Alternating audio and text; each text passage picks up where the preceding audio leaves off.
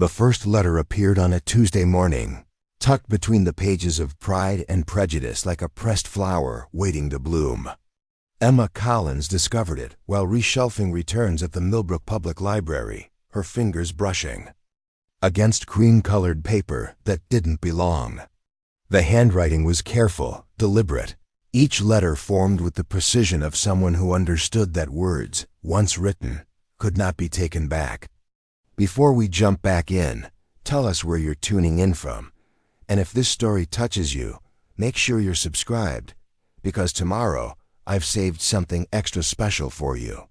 Dear reader of beautiful stories, I have watched you handle books like they contain the secrets of the universe.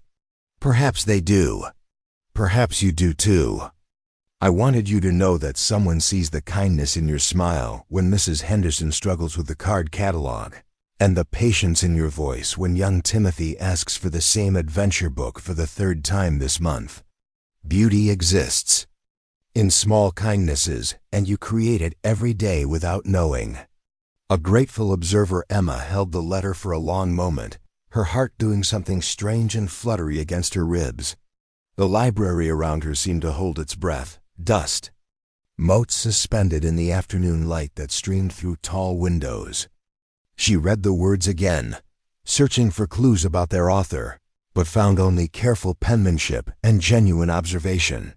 It was September 1919, and Millbrook was still finding its rhythm after the Great War. The town had sent 47 boys to France, and 31 had returned. Some came back whole, some came back changed, and some, like Thomas Mitchell, came back carrying their battles and scars that made children hide behind their mothers' skirts and grown men look away. The war had ended, but its echoes still moved through the tree-lined streets and tidy houses of their Connecticut town like ghosts refusing to rest. Emma had been the town librarian for 4 years now, ever since she'd graduated from the Hartford Female Seminary. At 26, she was what the older women called established in her independence, and what the younger ones whispered was nearly past her chances. She had grown comfortable with both descriptions. The library was her domain, a sanctuary of stories and silence where she could lose herself in other people's adventures and other people's love stories, safely removed from the complicated business of living them herself. The morning light painted golden rectangles across the polished wooden floors as Emma moved between the stacks, her sensible shoes making soft sounds against the wood. She wore her auburn hair pinned up in a simple style that her friend Ruth Hamilton constantly scolded her for, insisting that a woman with her coloring should make more of an effort. But Emma liked the simplicity, the way it kept her hair out of her eyes when she was cataloging or reading to the children during story hour. She tucked the mysterious letter into her apron pocket and tried to focus on her work, but her fingers kept drifting to the paper throughout the morning. Who in Millbrook possessed such careful handwriting? Who had been watching her closely enough to notice her interactions with Mrs. Henderson and young Timothy? The questions followed her as she checked out books and answered queries about overdue fees. You seem distracted today, Emma, Dr. Henry Foster observed as he returned a medical journal. He was a kind man in his 50s who had delivered half the babies in town and seen most of their residents through various ailments. His eyes held the gentle concern of someone accustomed to reading people's faces for signs of distress. Just thinking about the new acquisitions we're expecting, Emma replied, smoothing her apron and forcing her attention back to the present. Nothing urgent. Dr. Foster nodded, but continued to study her with the same attention he might give a patient with puzzling symptoms. How's your mother faring? I saw her at the church social last week, and she seemed well. She's doing fine, thank you. Still trying to convince me that 26 isn't too late to reconsider my priorities. Emma smiled ruefully. Her mother, Elizabeth Collins, had made it her mission to see Emma properly settled before she turned 30, which left them precious little time by her calculations. The doctor chuckled. Mothers tend to worry about such things. Though I suspect you're more than capable of determining your own priorities. He gathered his journal and tipped his hat. "Good day, Emma. Don't let the autumn melancholy settle too heavily on you." After he left, Emma found herself wondering what he meant by autumn melancholy. Was she melancholy? She had always thought of herself as simply content, pleased with her quiet life among books and the gentle rhythm of small-town days. But lately, something had been stirring beneath her contentment, a restlessness she couldn't quite name. The afternoon brought the usual parade of visitors. Mrs. Margaret Wells, the banker's wife, came in to return a novel she proclaimed too scandalous for decent people, while simultaneously asking if Emma had anything similar she might recommend. Young Timothy Morrison bounded in after school, his knickers grass-stained and his face bright with the kind of enthusiasm that made Emma remember why she loved working with children. Miss Emma, did you get any new adventure books? Pirates or cowboys, or maybe something with Indians? Let me see what we have, Timothy." Emma led him to the children's section, grateful for his uncomplicated excitement. "I think there might be something here about a boy who discovers a hidden cave."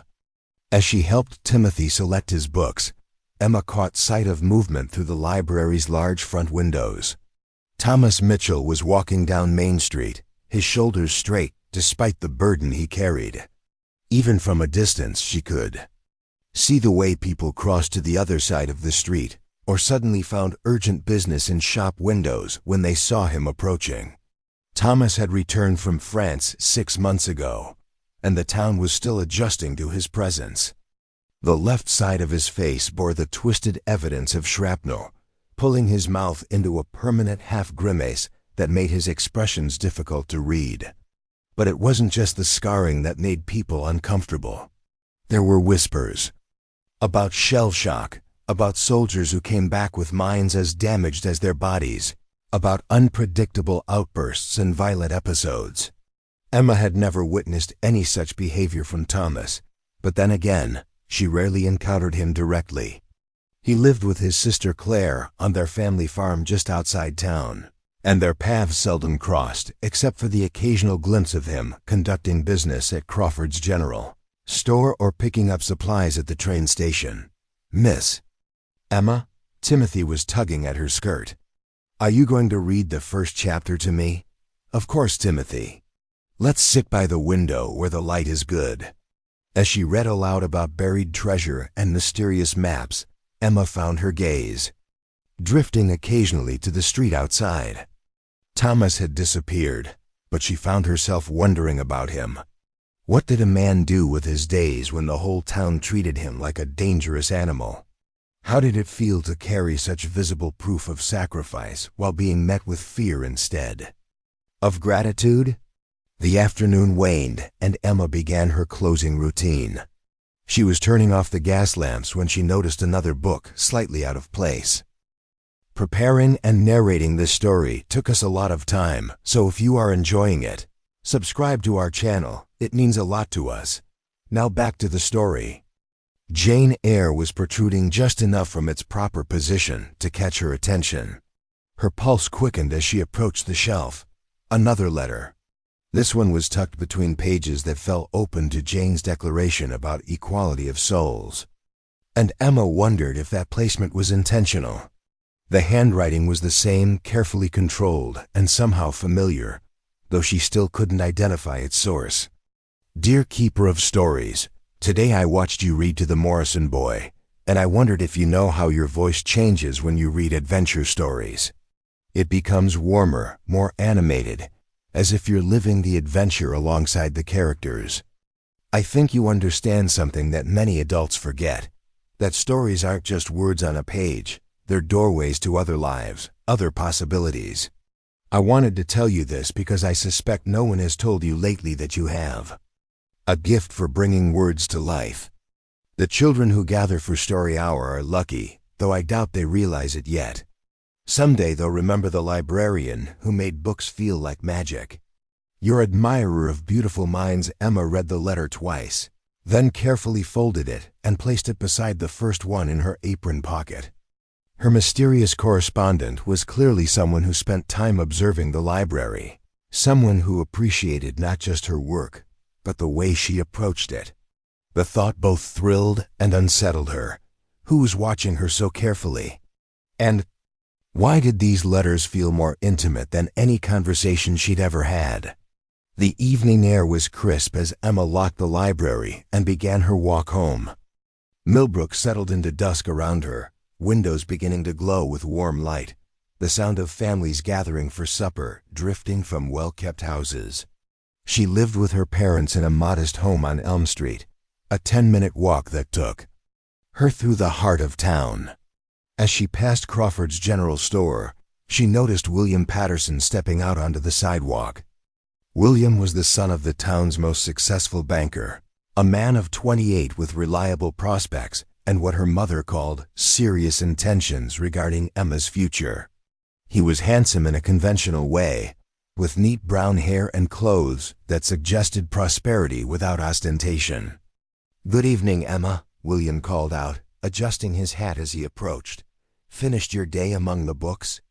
"Good evening, William. Yes, just closing up." Emma paused politely, though she was eager to get home and think more about the letters burning a hole in her pocket. "I was wondering if you might join me for a walk this Sunday after church. The leaves are turning beautifully along Willowbrook Creek, and I thought you might enjoy seeing them." William's invitations had become more frequent lately, and Emma knew that behind them lay the expectation of something more serious. He was exactly the sort of man her mother hoped she would marry: stable, respectable, financially secure, and possessed of what everyone agreed were good character references. He would make a fine husband for someone, Emma was certain of that. "That sounds lovely, William. Thank you. Excellent. I'll call for you after the service." His smile was warm and genuine, and Emma felt a familiar tug of guilt for not being more enthusiastic about his attentions. They chatted for a few more minutes about inconsequential things: the weather, the upcoming harvest festival, the new merchandise in Crawford's store. William was an easy conversationalist, never demanding too much or probing too deeply. Emma appreciated his courtesy, even as she recognized that their exchanges never left her feeling particularly stirred or excited. As she finally bid him good night and continued home, Emma found herself comparing William's predictable pleasantness with the mysterious intensity of her unknown letter writer. William spoke to her mind with practical considerations and social pleasantries. But these letters seemed to speak directly to something deeper, something she hadn't even realized was waiting to be acknowledged. Her mother was in the kitchen when Emma arrived home, preparing a simple supper of lamb stew and fresh bread. Elizabeth Collins was a woman who had aged gracefully into her 50s, her graying hair still thick and her blue eyes still sharp with intelligence. She had been beautiful in her youth, and traces of that beauty lingered in her posture and the way she moved through familiar spaces. "How was your day, dear?" her mother asked, glancing up from stirring the stew. "Any interesting visitors to the library?" "The usual crowd." Timothy Morrison was looking for adventure books again, and Mrs. Wells returned another novel she claimed was scandalous. Emma hung her coat on the kitchen hook and began setting the table for 3. "Where's Papa?" "Still at the shop, finishing up some repair work for the Hendricks. He'll be along shortly." Elizabeth studied her daughter's face with the same attention Dr. Foster had shown earlier. "You seem different tonight, more animated than usual." Emma's hand instinctively moved to her apron pocket where the letters rested. "Do I? I suppose I'm just pleased that people are reading more as the weather gets cooler. Always makes for busier days at the library. William Patterson stopped by the house this afternoon. Such a thoughtful young man. He wanted to make sure it was appropriate to invite you for a walk on Sunday." "Yes, he mentioned it when I saw him outside Crawford's." Emma focused on arranging the silverware, not wanting to meet her mother's knowing gaze. "Emma, you could do far worse than William Patterson. He's got excellent prospects, comes from a good family, and he clearly adores you. Your father and I won't be here forever, and I'd rest easier knowing you were well settled. The conversation was a familiar one, conducted with love but increasing frequency as Emma's 27th birthday approached. Her mother's concerns weren't unreasonable. Unmarried women had few options and fewer protections. Marriage to someone like William would provide security, respectability, and a kind of life that most people in Millbrook would consider ideal. "I know, Mama, William is a good man. But," Elizabeth set down her spoon and turned to face her daughter fully. "But nothing. He's perfectly suitable." Emma arranged the napkins with unnecessary precision, aware that her mother was still watching her. "Suitable isn't the same as right, Emma.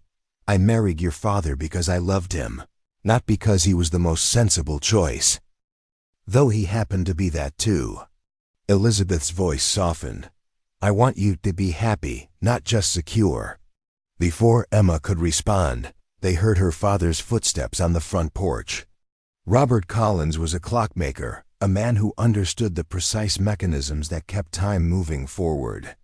He entered the kitchen with the measured gait of someone who had spent the day focused on delicate work, his graying beard neatly trimmed and his hands still bearing the faint stains of metal polish. "Something smells wonderful," he announced, kissing his wife's cheek and nodding affectionately to Emma. "Good day at the library, my dear." "Yes, Papa. Busy but pleasant." As they sat down to supper, Emma let her parents' comfortable conversation wash over her while her thoughts returned to the letters.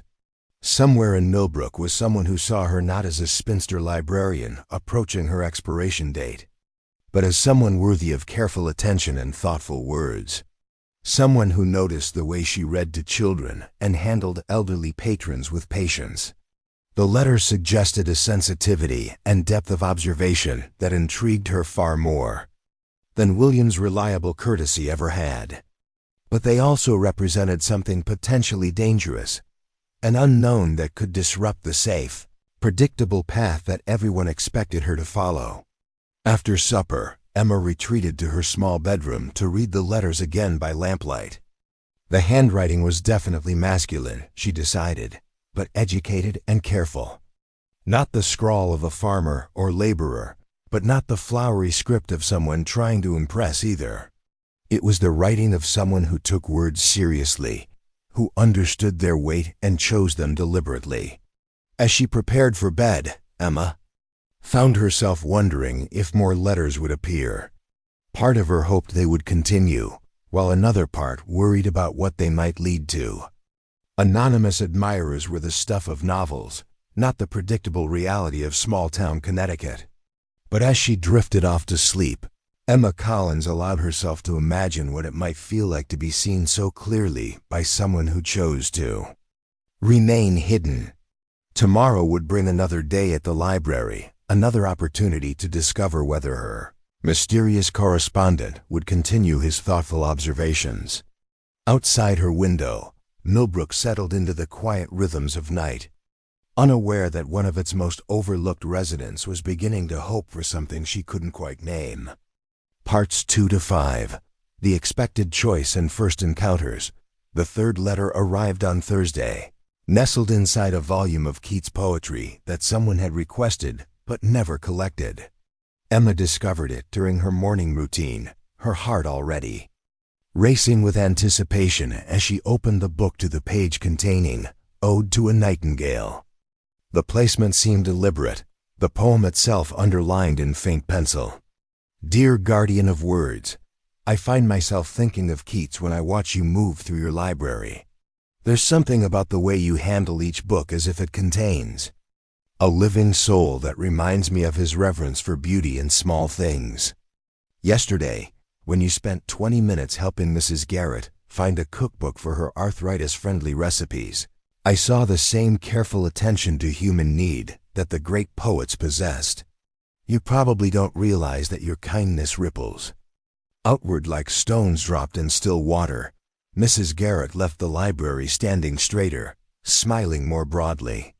"You gave her more than a cookbook. You gave her dignity and hope. Someone who sees your light." Emma pressed the letter to her chest, feeling warmth spread through her ribs like honey in tea. 3 letters now, each one revealing how closely someone had been observing not just her actions, but their effects on others. It was both thrilling and slightly unsettling to be seen so thoroughly by someone who remained invisible to her.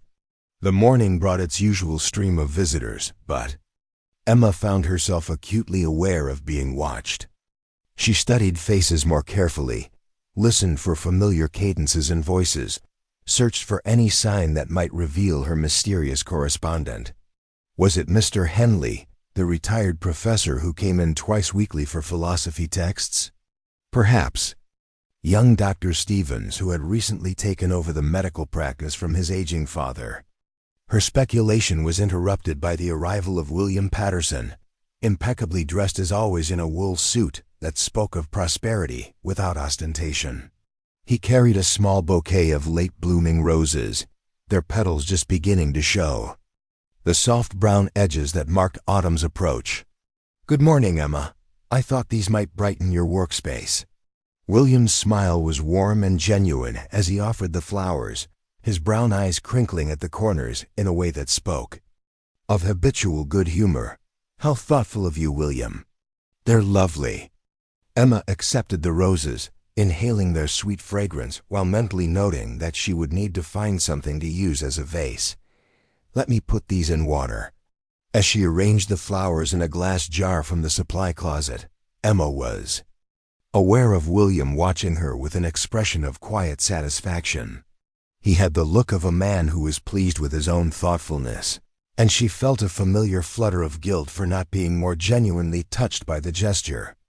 "I've been looking forward to our walk on Sunday," William continued, settling into the chair beside her desk with the comfortable familiarity of someone who considered himself welcome. "I thought we might stop by the new tea room that opened on Prospect Street. I hear they have excellent pastries." "That sounds delightful." Emma arranged her features into what she hoped was appropriate enthusiasm, while her mind wandered to the carefully crafted sentences hidden in her apron pocket. William's conversation was pleasant but predictable, following patterns as reliable as the library's opening hours. Her mysterious letter writer, by contrast, surprised her with each communication, offering observations that made her see herself and her world through new eyes. "Emma, I hope you don't mind my saying so, but you seem particularly radiant lately. There's something different about you, a kind of inner glow." William leaned forward slightly, his voice taking on a more intimate tone. "I find myself hoping that our friendship might be contributing to that happiness." The directness of his comment caught Emma off guard. William was usually more circumspect in his approaches, preferring to circle around serious topics rather than address them head-on. This new boldness suggested that he was preparing to formalize his intentions, a prospect that filled her with equal parts gratitude and anxiety. "You're very kind to say so, William. I suppose I have been feeling more aware of things lately, more appreciative of the beauty in everyday moments." It wasn't entirely untrue, though the source of her new awareness wasn't what he imagined. "I'm glad to hear it. A woman like you deserves to be appreciated for all the wonderful qualities you possess. Your intelligence, your compassion, your dedication to serving this community through your work here." William's voice carried the weight of deeper meaning, and Emma understood that he was building toward something more significant than casual compliments. Before she could formulate an appropriate response, the library door chimed to announce another visitor. Emma looked up to see Margaret Wells sweeping in with her usual air of purposeful authority. Margaret was the sort of woman who managed to make even library visits seem like important civic duties. Her gray silk dress and perfectly arranged silver hair lending gravity to her presence. "William Patterson, what a pleasant surprise," Margaret announced, her keen eyes taking in the roses on Emma's desk with obvious approval. "How thoughtful of you to brighten our dear librarian's day with such beautiful flowers." "Mrs. Wells, always a pleasure to see you." William rose with practiced courtesy, offering a slight bow that acknowledged Margaret's status as one of Millbrook's most influential matrons. I was just discussing with Emma how much the community values her dedication to the library. Indeed, we do. Emma is a treasure, though I sometimes worry that she doesn't fully appreciate her own worth. Margaret's smile was warm, but carried undertones that made Emma suddenly feel like a prize being evaluated at auction. A young woman of her caliber deserves every happiness, don't you think, William? Emma felt heat rise in her cheeks as she recognized the familiar dance of small-town matchmaking. Margaret Wells had appointed herself unofficial coordinator of Millbrook's romantic destinies, and her presence alongside William's increasingly serious attentions suggested that plans were being made without her direct input. Absolutely. Mrs. Wells, Emma's happiness is of utmost importance to me. William's response carried just enough emphasis to make his meaning clear to anyone listening. Wonderful to hear. I was just telling Mr. Wells last evening that some of our finest young people seem hesitant to embrace the blessings that life offers them. Margaret turned to Emma with an expression of maternal concern. Sometimes we need gentle encouragement to recognize when good fortune presents itself. The conversation continued for several more minutes, with Margaret and William exchanging the sort of meaningful glances that suggested prior discussions about Emma's future. She felt herself growing smaller beneath their well-intentioned attention. Reduced from complex individual to simple problem requiring solution. After they finally departed, Emma found herself alone with a growing sense of unease. The roses on her desk, which had seemed merely thoughtful 20 minutes earlier, now felt like markers of claim. William's increasing boldness, Margaret's pointed comments, the way they had spoken about her as if she were absent from her own life, it all suggested a momentum building toward an inevitable conclusion. She retrieved the morning's letter from her pocket and read it again, finding comfort in its recognition of her as someone worthy of careful observation and genuine appreciation. Her mysterious correspondent saw her work as meaningful, her kindness as significant. He noticed the details of how she moved through the world and found them worthy of poetic reflection. The contrast between that level of attention and William's generic compliments about her wonderful qualities was becoming increasingly stark. Not that William was insincere, his affection seemed genuine, if somewhat abstract. But Emma was beginning to understand the difference between being appreciated as a suitable wife and being seen as an individual worthy of deep regard. Day progressed with its usual rhythm of borrowed books and answered questions, but Emma found herself distracted by questions she couldn't answer. Who was writing these letters? How long had he been observing her? What had he hoped to accomplish with his anonymous correspondence? Her musings were interrupted late in the afternoon by an unusual visitor. Claire Mitchell entered the library with the quick, determined stride of someone on a specific mission. Claire was Thomas Mitchell's younger sister, a woman of perhaps 24 with dark hair and intelligent brown eyes that reminded Emma of her brother's, though hers were unmarked by war's harsh lessons. "Miss Collins, I hope you don't mind the interruption. I was wondering if you might have any books on modern farming techniques, particularly regarding crop rotation and soil management." Claire's voice held the crisp efficiency of someone accustomed to managing practical matters. "Of course, Miss Mitchell. Let me show you what we have in the agriculture section." Emma led Claire to the appropriate shelves, grateful for a conversation focused on concrete needs rather than romantic speculation. As Claire examined the available titles, Emma found herself studying the younger woman covertly. There was something about the Mitchell siblings that set them apart from other Millbrook families, an intensity of purpose, a way of looking at the world that suggested deeper currents flowing beneath surface normalcy. "These look perfect, thank you. Thomas will be pleased to have access to the latest information about sustainable farming practices." Claire selected 3 volumes with quick decisiveness. "He's very committed to bringing our family farm back to full productivity. I'm sure he'll find them helpful. Please tell him he's welcome to come in himself if he needs additional resources." Emma offered the invitation naturally, only realizing afterward how it might be received. Claire's expression shifted slightly, becoming more guarded. "That's kind of you to say, Miss Collins, though I suspect Thomas prefers to avoid situations where his presence might make others uncomfortable." The comment hung in the air between them, acknowledging the elephant that followed Thomas Mitchell wherever he went. Emma felt a surge of compassion for both siblings, trapped by circumstances that made normal social interaction difficult. "Everyone deserves access to information and learning, Miss Mitchell. The library is open to all members of our community." Emma's voice carried quiet conviction. Physical scars don't diminish a person's right to knowledge or respectful treatment. Something in Claire's expression warmed, a tension releasing around her eyes. "Thank you for saying that, Miss Collins. It means more than you might realize." After Claire left with her borrowed books, Emma found herself thinking about Thomas Mitchell with new sympathy.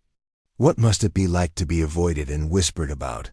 To have people cross streets to avoid encountering your scarred face?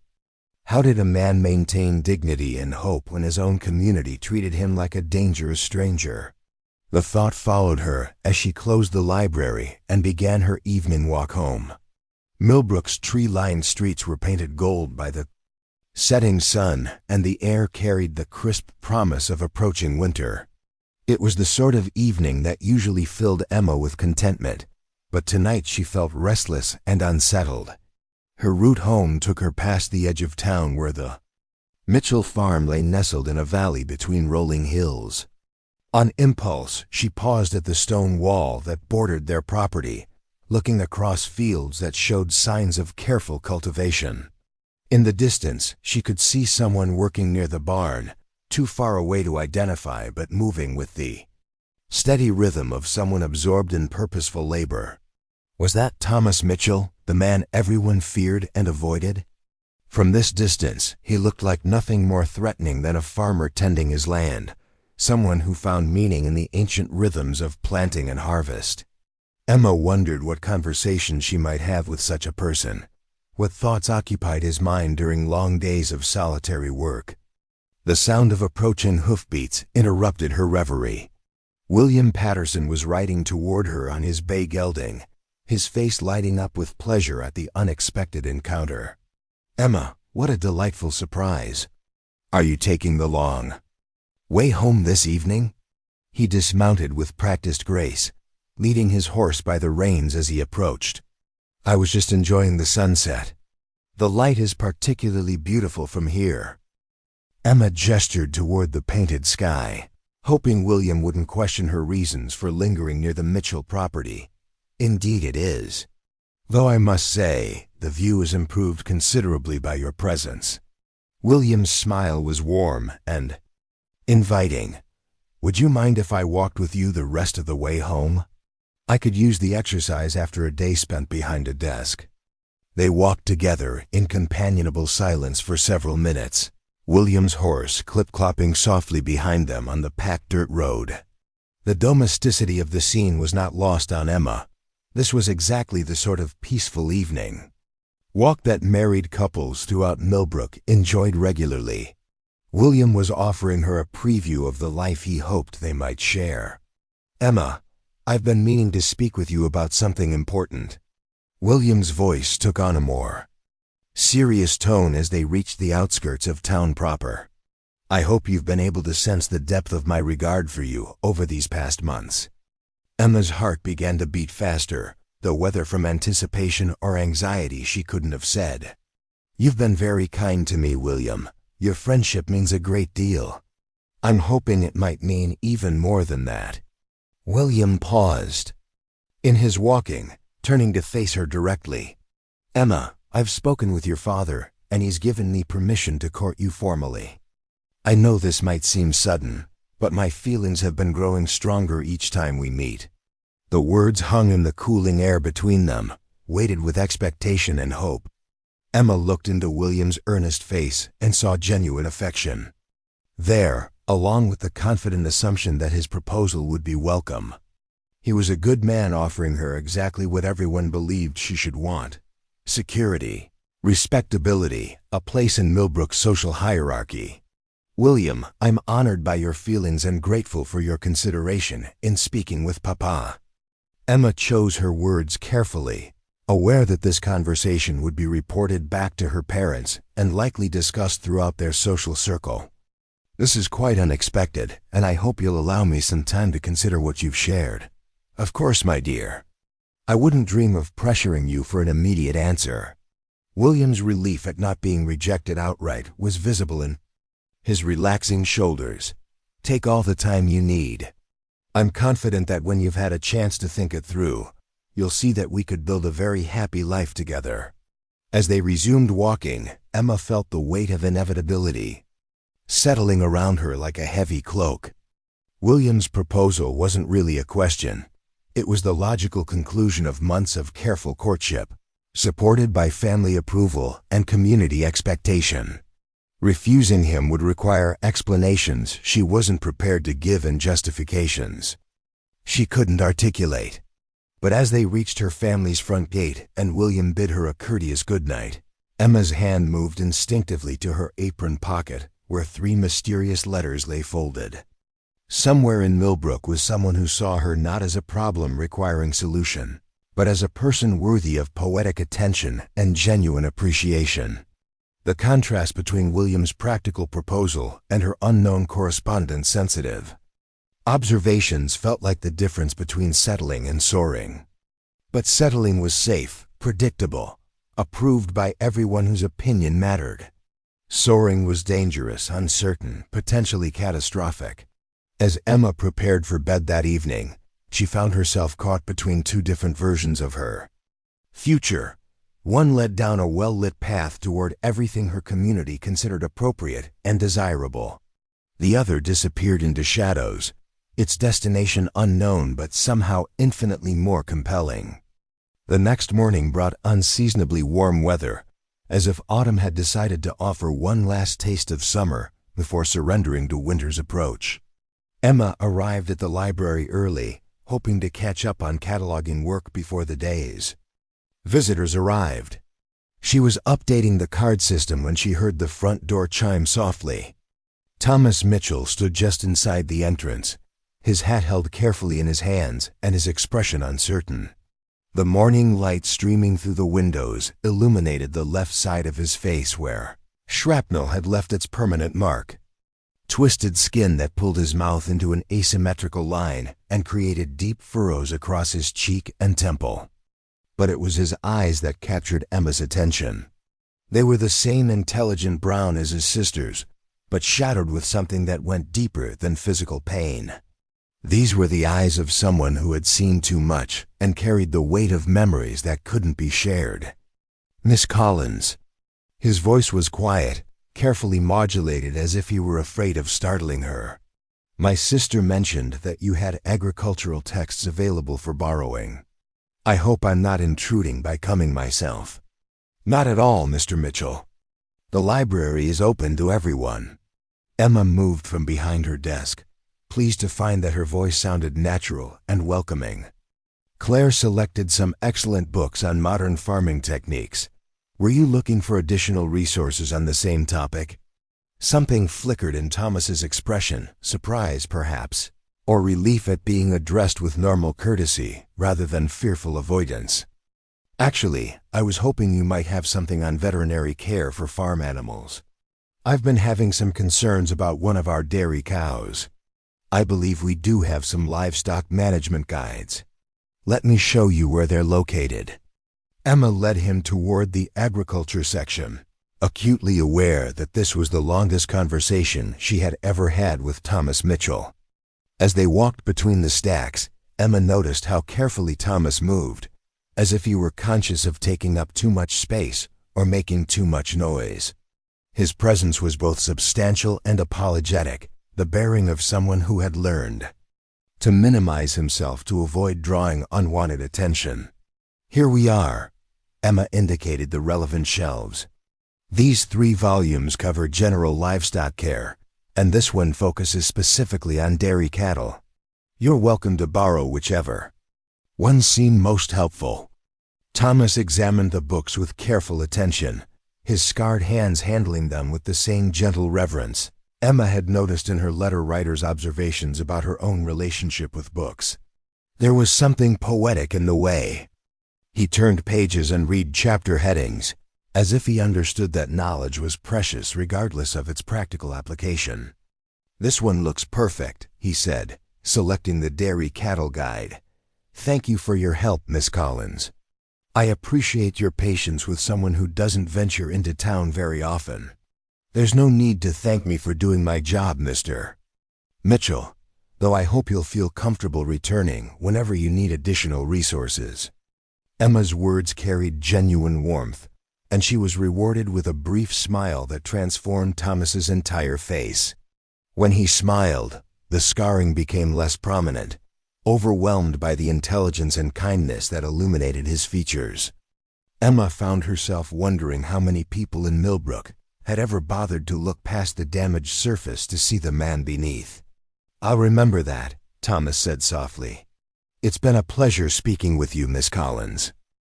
After he left, Emma found herself thinking about their brief interaction with surprising intensity. Thomas Mitchell had been courteous, thoughtful, and articulate, nothing like the dangerous, unpredictable figure of local whispers. His careful way of speaking and gentle handling of books suggested someone who appreciated learning and treated knowledge with respect. The morning progressed normally until Emma discovered the fourth letter, tucked inside a volume of Walt Whitman's poetry. That had been returned by someone she couldn't identify. Her hands trembled slightly as she unfolded the familiar cream-colored paper. "Dear appreciator of quiet courage, this morning I witnessed something that restored my faith in human decency. I saw you treat someone with the same kindness and respect you show to every library visitor, despite knowing that others might judge you for it. Your refusal to let fear and prejudice guide your actions reveals a strength of character that humbles me. There are so few people willing to look beyond surface damage to see the person underneath. Your compassion today reminded me that goodness still exists in this world, even when it seems in short supply." Your grateful observer. Emma's breath caught in her throat as the implications of the letter's timing and content became clear. Someone had witnessed her interaction with Thomas Mitchell and had been moved to write about it immediately afterward. But who could have observed their conversation so closely? The library had been empty except for herself and Thomas. Unless... Emma's mind raced as she considered the possibility that seemed both impossible and inevitable. The careful handwriting, the poetic sensibility, the intimate knowledge of her daily routines, the perfect timing of this morning's letter. Could Thomas Mitchell himself be her mysterious correspondent? The idea was so unexpected that she almost dismissed it immediately. But as she reread all four letters with this new perspective, details that had seemed mysterious began to make sense. Who else would have such detailed knowledge of her interactions with library visitors? Who else would notice the specific ways she helped Mrs. Garrett or read to Timothy Morrison? If Thomas had been observing her from outside the library, watching through windows during his infrequent visits to town, he would have seen exactly what her letter writer described. And if he had been carefully timing his observations with the placement of letters, he could have created the illusion of an omniscient admirer while remaining hidden in plain sight. Emma felt her cheeks grow warm as she remembered their conversation. That morning, had Thomas been watching her face for recognition as she spoke to him? Had he been testing whether she would connect his gentle presence with the sensitive words hidden in her books? The possibility filled her with a mixture of excitement and confusion. Thomas Mitchell was nothing like William Patterson. He wasn't safe or predictable or approved by Millbrook society. He was damaged, complicated, potentially dangerous in ways that had nothing to do with violence and everything to do with the way he made her feel when he smiled. But he was also someone who saw her clearly enough to write poetry about her kindness, who understood the significance of small gestures and everyday grace. If Thomas was indeed her letter writer, then the most feared man in Millbrook was also the most observant, the most appreciative of her true nature. Emma carefully folded the letter and placed it with the others, her mind spinning with questions and possibilities. Tomorrow she would return to the library with new eyes, looking for confirmation of what her heart was already beginning to accept as truth. The scarred soldier who everyone said was heartless might be the very person who understood her heart better than anyone else ever had. Parts 6 to 9, The Authentic Connection and Rising Tensions. The fifth letter appeared on a rainy Tuesday morning, tucked between the pages of a worn copy of Emily Dickinson's poems that Emma had been meaning to rebind.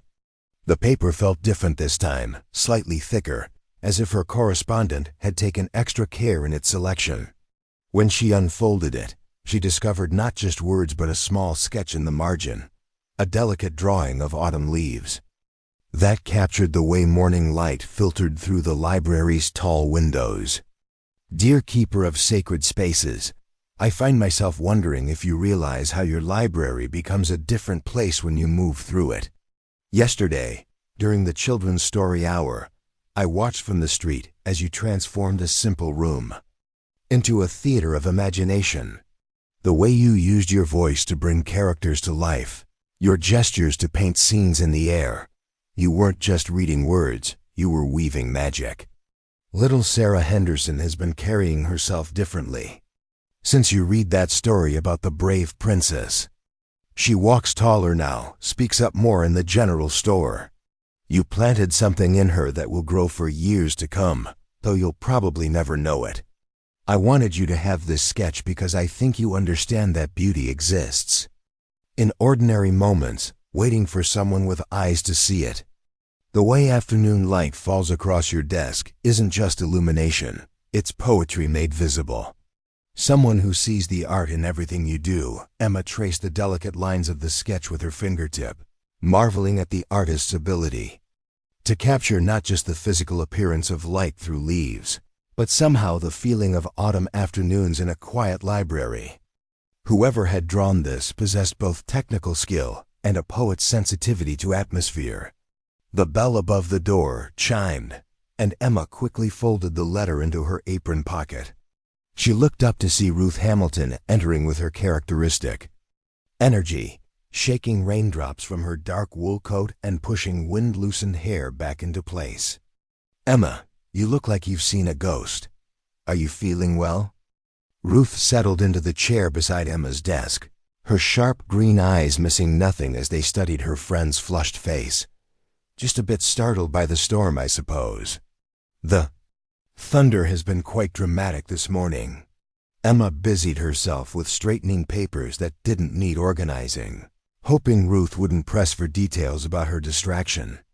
Ruth Hamilton was Emma's oldest friend, a woman of 25 who had married young and now spent her days managing a household and 3 small children with the efficiency of a military commander. She possessed an intuitive understanding of people's emotional states that made her both a valuable confidant and an occasionally inconvenient observer. "Thunder, my foot. You've been different lately, Emma Collins, and don't think I haven't noticed.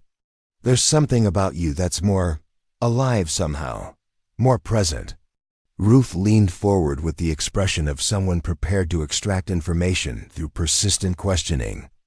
"And don't you dare tell me it's because you've been reading more poetry. I know you better than that." Emma felt heat rise in her cheeks, knowing that Ruth's assessment was uncomfortably accurate. The letters had awakened something in her, a heightened awareness of herself and her surroundings that was apparently visible to observant friends. "I'm not sure what you mean, Ruth. I'm the same person I've always been." "Perhaps, but you're being that person more intensely lately. There's a spark in your eyes that wasn't there a month ago." Ruth's voice softened with genuine concern. "Emma, you know you can tell me anything, don't you? If something wonderful is happening in your life, I want to share your joy." Before Emma could formulate an appropriate response, the library door opened to admit Margaret Wells, followed by 2 other women from her circle of influence.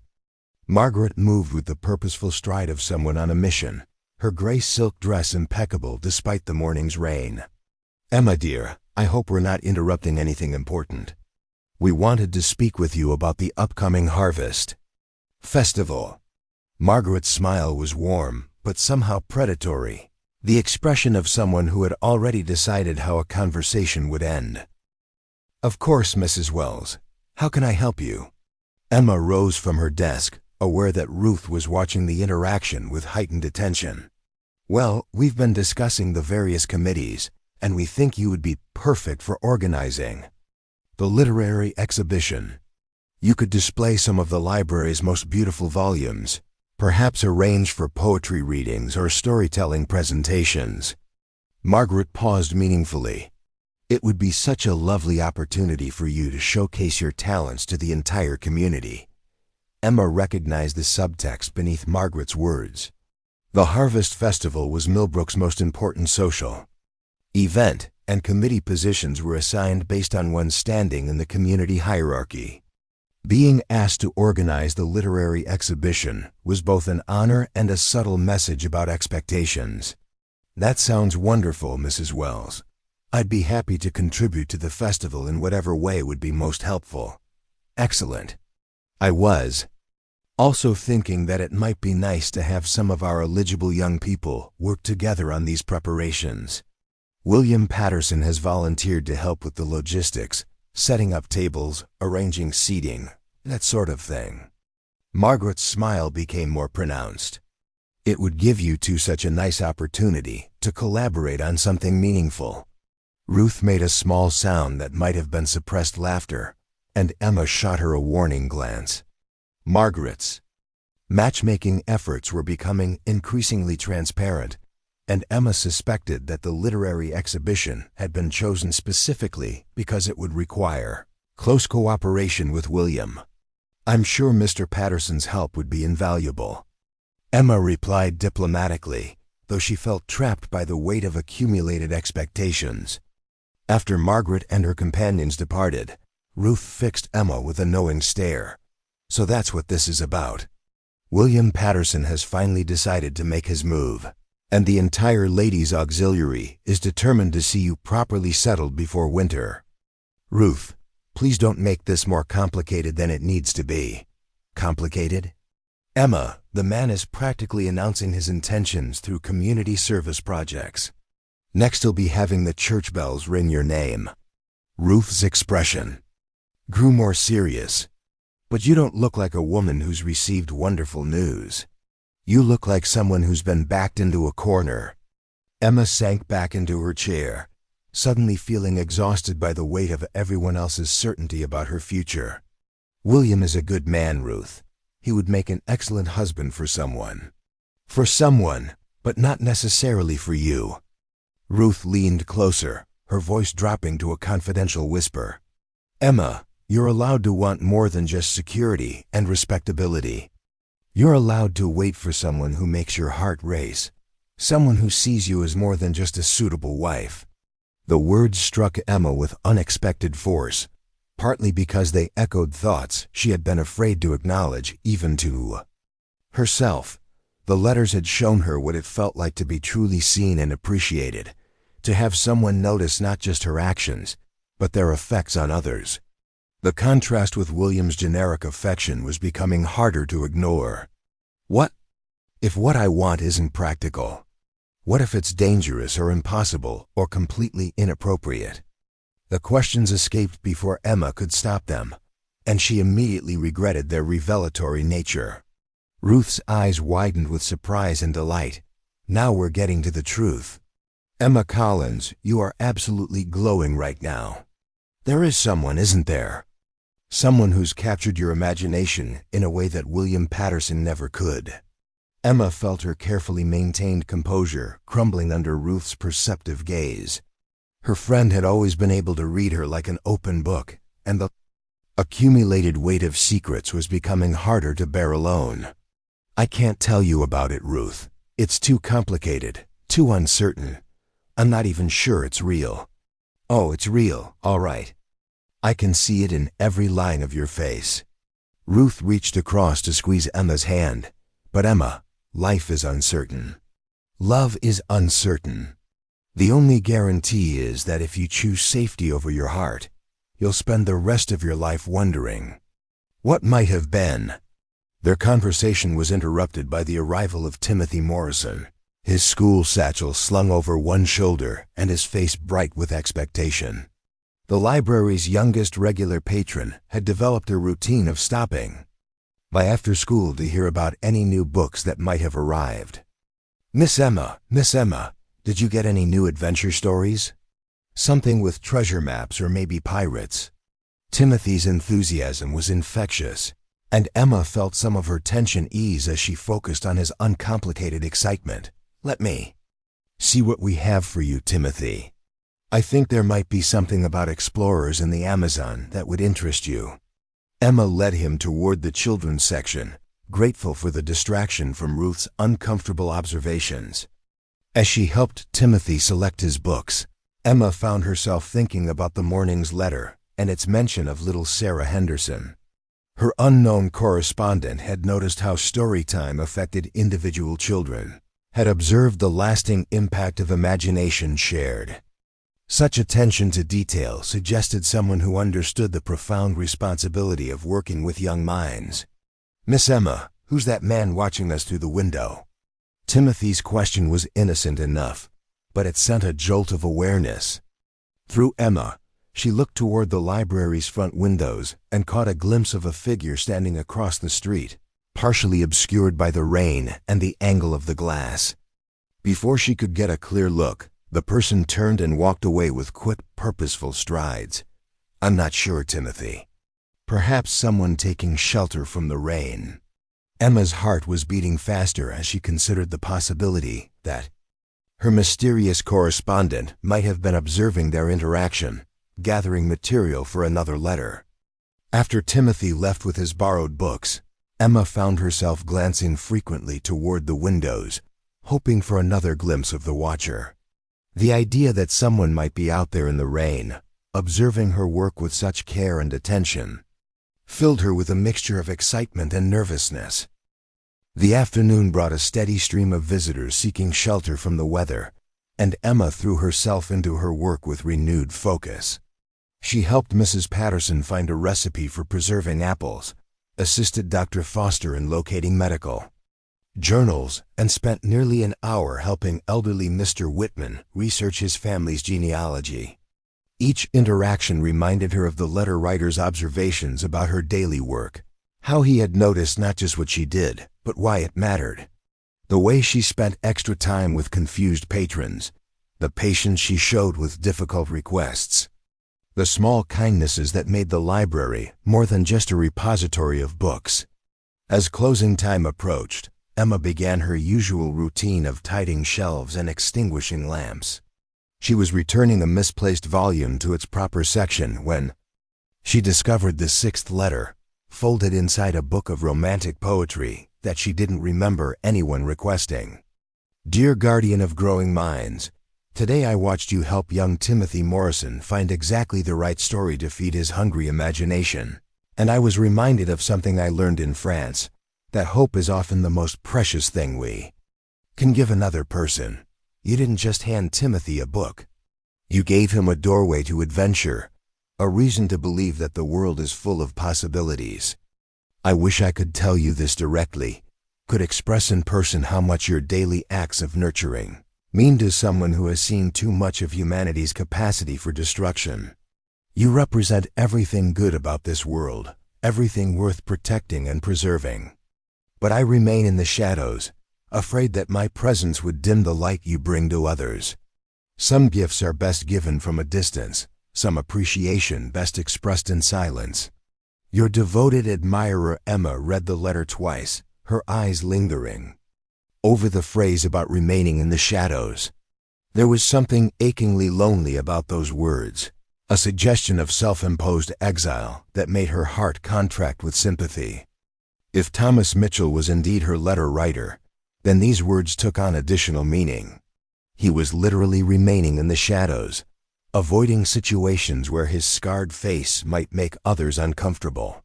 His appreciation had to be expressed in silence because his voice might not be welcome in normal social spaces. The rain had intensified by the time Emma locked the library and began her walk home. The streets of Millbrook were nearly deserted, most residents having sought the warmth and comfort of their houses until the storm passed. Emma pulled her coat tighter and bent her head against the driving droplets, her thoughts consumed by the morning's letter and its implications. She was passing the edge of town when she noticed a figure ahead of her on the road, walking with the steady determination of someone accustomed to being out in all weather. As she drew closer, she recognized the broad shoulders and careful gait of Thomas Mitchell, apparently returning from some errand in town. Thomas seemed unaware of her presence behind him, his attention focused on the muddy road ahead. Emma found herself studying his posture, the way he carried himself with quiet dignity despite the community's treatment of him. There was something noble about his refusal to be broken by circumstances beyond his control. The wind gusted suddenly, catching Emma's umbrella and nearly tearing it from her grasp. She stumbled slightly on the slippery road, letting out a small cry of alarm as she fought to maintain her balance. Thomas turned immediately at the sound, his scarred face creasing with concern when he saw her struggling with the wayward umbrella. Without hesitation, he strode back toward her through the rain. "Miss Collins, are you hurt?" His voice carried genuine worry as he reached for her elbow to steady her. "Just my dignity, I'm afraid. This umbrella seems determined to abandon me to the storm." Emma found herself smiling despite her embarrassment, touched by his immediate offer of assistance. "Here, let me help you with that." Thomas took the rebellious umbrella and managed to wrestle it back into submission, his larger hands more capable of controlling its wayward spokes. The wind can be treacherous along this stretch of road. They stood close together under the restored umbrella, and Emma was acutely aware of Thomas's presence beside her. He smelled of rain and hay and something else, perhaps the lingering scent of the soap he used for washing. His nearness was both comforting and unsettling, especially given her growing suspicion about the letters. "Thank you for coming to my rescue. I was beginning to think I might have to abandon the umbrella entirely and make a run for it." Emma's attempt at lightness seemed to ease some of the tension in Thomas's posture. "I couldn't leave a lady to face the storm alone. Would you allow me to walk with you the rest of the way home? The weather seems to be worsening, and this umbrella might require ongoing supervision." Emma's acceptance came without hesitation, though she was aware that walking together would likely be noticed and commented upon by anyone who happened to observe them. Thomas seemed to understand this as well, his jaw tightening slightly as if preparing for potential consequences. They walked in companionable silence for several minutes, the umbrella creating a small circle of shared shelter. In the larger storm, Emma found herself stealing glances at Thomas's profile, noting the way the scarring had pulled his left eye slightly downward, but hadn't touched the intelligence that burned in his gaze. "Miss Collins, I hope you don't mind my saying so, but I've noticed how much the children enjoy your story hours at the library. It must be rewarding to see young minds discover the joy of reading." The comment was casual enough, but Emma's pulse quickened as she remembered the letter's specific mention of Timothy Morrison and Sarah Henderson. If Thomas was her correspondent, he was testing whether she would make the connection. "It is one of the most fulfilling aspects of my work. Children approach stories with such openness, such willingness to believe in possibilities. They remind me why books matter, why imagination is essential to the human spirit." Emma chose her words carefully, watching Thomas's face for any sign of recognition. "I imagine you must see the lasting effects of that influence. How a single story can change the way a child sees themselves or their place in the world." Emma's breath caught at the phrase's similarity to her letter writer's observations. "Yes, exactly. Sometimes I'll see a child weeks later, still carrying themselves differently because of something they discovered in a book. It's quite humbling, actually." They had reached Emma's street, and Thomas paused at the corner, seeming reluctant. to continue into the more populated area where their unusual pairing would be more visible. "Thank you for allowing me to escort you home, Miss Collins. I hope you'll stay warm and dry for the rest of the evening." He handed her the umbrella with a slight bow that spoke of ingrained courtesy. "Thank you for your gallantry, Mr. Mitchell. I appreciate your kindness more than you know." Something flickered in Thomas's eyes at her words, surprise perhaps, or a deeper emotion that he quickly suppressed. "The kindness was entirely yours, Miss Collins. Good evening." As Emma watched him walk away into the rain, she felt certain that she had just shared more than casual conversation with her mysterious letter writer. The careful attention to her work with children, the philosophical observations about stories and their impact, the formal courtesy that matched the tone of the letters, everything pointed to Thomas Mitchell as her devoted admirer. The realization filled her with a complex mixture of emotions. Thomas was nothing like the safe, predictable future that everyone expected her to choose.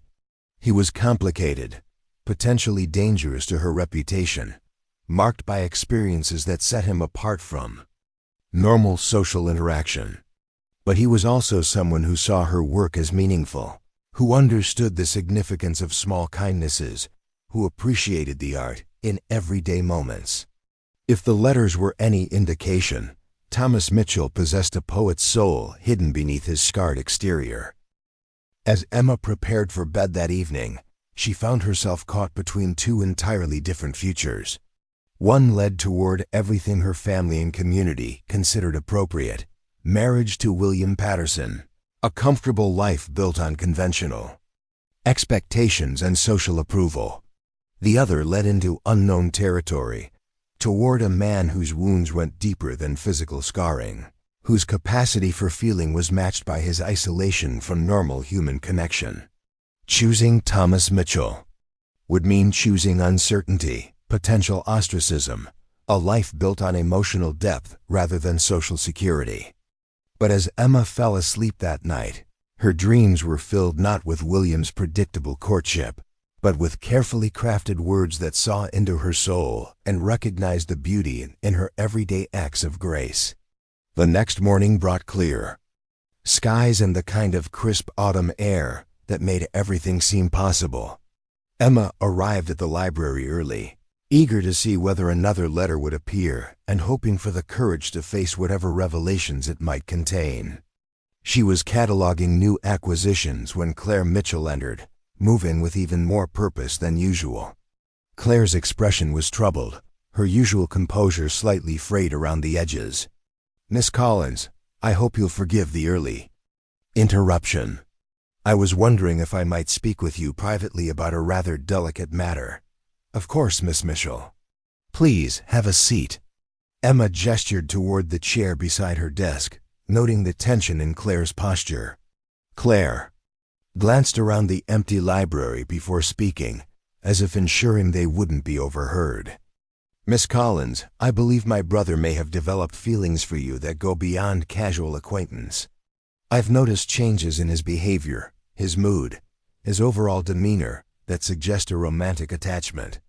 Emma felt her cheeks grow warm, but she managed to keep her voice steady. "I'm not sure what you mean, Miss Mitchell.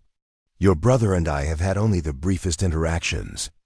"That may be true, but Thomas has always been observant, perhaps more so since the war. He notices things others miss, pays attention to details that escape casual observation." Claire's voice carried a note of protective concern. "Miss Collins, I need you to understand that my brother is not the dangerous man that some people believe him to be. His scars are only skin deep. His heart, his mind, his capacity for gentleness, these remain intact despite what he endured in France." The passionate defense of Thomas's character struck Emma as both touching and revealing. Claire clearly loved her brother deeply and was painfully aware of how others perceived him. "Miss Mitchell, I've never believed the rumors about your brother's character. In my limited interactions with him, I've found him to be courteous, thoughtful, and kind." Relief flooded Claire's features. "Thank you for saying that. It means more than you can imagine." She paused, choosing her next words carefully. "Miss Collins, I'm going to be very direct with you because I believe directness serves everyone's interests better than polite evasion." Emma braced herself for whatever revelation was coming. "I believe Thomas has been writing to you anonymously. I found evidence in his room, drafts of letters, practice sketches, poetry, copied out in his careful handwriting. He's been observing you from a distance, learning your routines, noting your kindnesses to others." Claire's voice dropped to a whisper. "He's fallen in love with you, Miss Collins, but he's too convinced of his own unworthiness to approach you directly." Emma felt the world shift slightly around her, confirmation and relief flooding through her system. Her instincts had been correct. Thomas Mitchell was indeed her mysterious correspondent, the man who saw beauty in her everyday actions and expressed his appreciation through carefully crafted words. "Miss Mitchell, Emma began, then found herself unable to continue. "You've received the letters, haven't you?" Claire's question was gentle but direct. Emma nodded slowly, her hand moving instinctively to her apron pocket where the latest letter rested. "Then you know that beneath his scarred exterior lives a man of extraordinary sensitivity and depth. Thomas sees beauty where others see only routine, finds poetry in moments that most people overlook entirely." Claire leaned forward earnestly. "But Miss Collins, you must also understand that pursuing any sort of relationship with my brother would be socially complicated. People would talk, assumptions would be made, your reputation might suffer." The warning was kindly meant, but it highlighted the impossible nature of Emma's situation. William Patterson represented everything safe and approved, while Thomas Mitchell embodied everything uncertain and potentially scandalous. "I appreciate your honesty, Miss Mitchell, and your concern for both your brother and myself. This is quite unexpected. I understand that you need time to consider what I've told you. But Miss Collins, please don't let fear or social pressure prevent you from seeing Thomas as he truly is. He's a good man who has suffered enough rejection and isolation. If you cannot return his feelings, I hope you'll find a way to let him down gently." After Claire left, Emma found herself alone with the weight of confirmed truth. Thomas Mitchell, the man everyone feared and avoided, was the sensitive poet who had been writing to her with such beautiful appreciation of her character and work. The knowledge changed everything and nothing simultaneously. Her feelings toward Thomas had already been shifting from sympathy to something deeper and more complex. The letters had prepared her to care about their author, whoever he might be. Discovering that the scarred soldier and the eloquent correspondent were the same person felt like pieces of a puzzle clicking into place. But Claire's warning about social complications was well-founded. Choosing Thomas would mean choosing a path that led away from everything her family and community expected of her. It would mean embracing uncertainty, potential ostracism, and a love that existed outside the boundaries of conventional acceptability. As Emma prepared to face another day of William's increasing attention and Margaret Wells' matchmaking schemes, she carried with her the knowledge that somewhere in Millbrook was a man who understood her soul deeply enough to write poetry about her kindness to children and her patience with difficult patrons. The question was whether she possessed the courage to choose authentic love over social safety, and whether Thomas Mitchell would emerge from his self-imposed shadows long enough to give them both a chance at happiness. The final part, Hearts Revealed, the seventh letter arrived on the morning when everything changed, tucked inside a volume of Shakespeare's sonnets that Emma had never seen anyone check out. The paper trembled in her hands as she unfolded it, sensing somehow that this communication would be different from all the others. "Dear Emma, I can no longer hide behind anonymous words and careful observations. My sister has told me of your conversation, and I find myself caught between hope and terror at the thought that you now know the identity of your devoted correspondent. For months, I have watched you transform ordinary moments into something beautiful through your kindness, your patience, your genuine care for others. I have filled pages with attempts to capture the grace with which you move through your days, always falling short of the reality of your goodness. I know that what I offer is not what the world expects you to choose. I am marked by war, isolated by circumstance, carrying scars that go deeper than what shows on my face.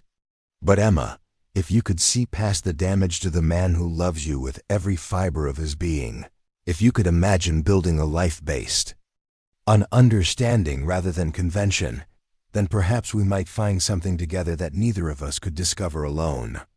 I will be waiting by the old oak tree at Willowbrook Creek this evening at sunset. If you come, I will know that love is stronger than fear. If you don't, I will understand, and I will cherish always the privilege of having known you, even from a distance. With all my love and hope, Thomas Mitchell. Emma pressed the letter to her chest, feeling her heart pound with a mixture of exhilaration and panic. After weeks of wondering and speculation, Thomas had finally revealed himself completely, offering not just his identity, but his heart. The vulnerability in his words, the courage it must have taken to emerge from his protective shadows, moved her beyond anything she had ever experienced. But even as joy flooded through her, Emma was acutely aware of the impossibility of her situation. This very morning, she was expected to meet with William Patterson to discuss their future together. Margaret Wells had made it clear that the entire community was waiting for an announcement of their engagement. Her parents had already begun making subtle preparations for what they considered an inevitable wedding. The library door chimed, and Emma quickly folded the letter into her apron pocket as Emma quickly folded the letter into her apron pocket. William entered with his characteristic air of confident expectation. He carried a small wrapped package and wore the expression of a man about to seal an important transaction. "Good morning, Emma. You look particularly lovely today." William's smile was warm as he approached her desk, setting the package down. With ceremonial care, "I have something special for you." Emma's fingers found the hidden letter in her pocket as she accepted William's gift. The contrast between his formal presentation and Thomas's raw honesty feeling stark and significant. Inside the elegant wrapping was a small gold locket, beautifully crafted but somehow impersonal in its conventional prettiness. "William, it's beautiful. You shouldn't have gone to such expense." Emma held the locket up to catch the morning light, aware that she was expected to be more moved by the gesture than she actually felt. "Nothing is too good for the woman I intend to marry." William's voice carried quiet confidence as he reached across to clasp the locket around Emma's neck, his fingers gentle but possessive as they fastened the chain. "Emma, I've been patient, allowing you time to consider my proposal, but I find I can wait no longer for your answer." Emma felt the weight of the locket against her throat like a golden chain, beautiful but somehow restrictive.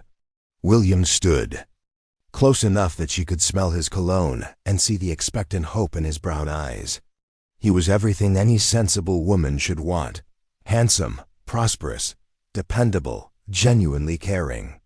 "William, I'm deeply honored by your feelings and grateful for your patience. You're a wonderful man who deserves every happiness." Emma chose her words carefully, aware that she was about to disappoint someone who had done nothing wrong except fail to capture her heart. "I hear a but approaching, and I confess it fills me with concern." William's smile faltered slightly as he read the reluctance in Emma's expression. "But I find myself in the unexpected position of needing to follow my heart rather than my head, even though it leads me away from everything sensible and appropriate." Emma's voice grew stronger as she spoke, the words feeling like a declaration of independence from everyone else's expectations. William was quiet for a long moment, studying her face with the attention of someone trying to solve a puzzle. "There's someone else, isn't there? Someone who's captured your affections in a way that I apparently haven't." Emma nodded, unable to speak past the tightness in her throat. William deserved honesty, even if it meant hurting him. "I see." William stepped back, his expression cycling through disappointment, hurt, and finally a kind of resigned dignity. "May I ask who has won what I could not?" "Thomas Mitchell." The name hung in the air between them like a challenge to everything William understood about appropriate social arrangements. His face went through a series of expressions: surprise, concern, and finally something approaching alarm. "Emma, surely you can't be serious. Thomas Mitchell is... he's damaged, potentially unstable. The man hasn't been right since he came back from France. People cross streets to avoid him for good reason. People cross streets because they're afraid of what they don't understand. Thomas is gentle, thoughtful, and more perceptive than anyone gives him credit for." Emma's defense of Thomas surprised her with its intensity. "He sees beauty in ordinary moments, William. He notices kindnesses that others overlook. He appreciates things that most people take for granted. He's been writing to you, hasn't he?" William's voice carried a mixture of understanding and dismay. "Those mysterious changes in your behavior, the way you've seemed more alive lately. It's because some scarred soldier has been filling your head with romantic nonsense." Emma felt anger flare at his dismissive tone. "It's not nonsense, William. It's the most genuine appreciation I've ever received from anyone. Thomas sees me, really sees me, not as a suitable wife or a problem to be solved, but as a person worthy of careful attention and deep respect." William ran his hand through his carefully combed hair, disturbing its neat arrangement for the first time since Emma had known him. "Emma, please think about what you're saying. Thomas Mitchell can offer you nothing but uncertainty and social isolation. With me, you would have security, respectability, a place in this community. People would look up to you, admire your position. And what about love, William? What about the feeling that someone understands your soul?" Emma's voice rose slightly, carrying months of suppressed longing. "What about the certainty that you're valued for who you are, rather than how you fit into other people's plans? Love is a luxury that practical people can't always afford. Emma, marriage is about building a life together, creating security and stability. Passion fades, but mutual respect and shared goals endure." William's argument was reasonable, logical, exactly what her parents would say. "Perhaps that's true for some people, but I've discovered that I'm not as practical as I thought I was. I've learned that I want to be seen, truly seen, by the person I marry. I want to be loved for my mind, my character, my soul, not just my suitability as a wife." William was quiet for several minutes, his gaze fixed on something beyond the library windows. When he finally spoke, his voice carried a sadness that made Emma's chest ache with sympathy. "I had hoped that what we were building together would grow into something deeper over time. I thought compatibility and genuine affection were sufficient foundations for lasting happiness." He looked back at her with eyes that held real pain. "I suppose I was wrong about what you needed from a marriage. William, you weren't wrong to hope for that. Many people do build wonderful lives on exactly those foundations. But I've discovered that I need something more, something that can't be planned or arranged or reasoned into existence. Something that Thomas Mitchell can provide, and I cannot." Emma nodded, feeling tears threaten at the kindness in William's voice despite his obvious hurt. He was being more gracious than she had any right to expect. "I wish I could have been different. Emma, I wish I could have seen you the way he apparently does." William straightened his shoulders, marshalling his dignity. "But I won't compete for something that was never really mine to begin with." After William left, Emma found herself alone with the weight of her decision and its implications. She had just refused the best marriage proposal she was likely to receive, choosing instead a path that led towards social uncertainty and potential ostracism. Her parents would be devastated, Margaret Wells would be scandalized, and the entire community would question her judgment. But Thomas's letter burned in her pocket like a promise of something extraordinary, a love that saw past surfaces to recognize the person she truly was. For the first time in her life, Emma was choosing her heart over her head. Passion over practicality, authentic feeling over social approval. The day passed in a blur of routine activities that felt surreal given the magnitude of the choice had made. Emma helped patrons find books, answered questions about library policies, and maintained her professional composure, while her mind remained focused on the evening's approaching meeting. As sunset approached, Emma closed the library and walked slowly toward Willowbrook Creek, her heart beating so hard she was certain it must be visible through her dress. The old oak tree stood silhouetted against the painted sky, its ancient branches creating a canopy of gold and crimson leaves. Thomas was waiting beneath the tree, pacing slightly with nervous energy. He had clearly taken care with his appearance, his hair neatly combed and his clothes clean and pressed. But it was his expression that stopped Emma in her tracks, hope and terror warring in his scarred features, vulnerability written across every line of his face.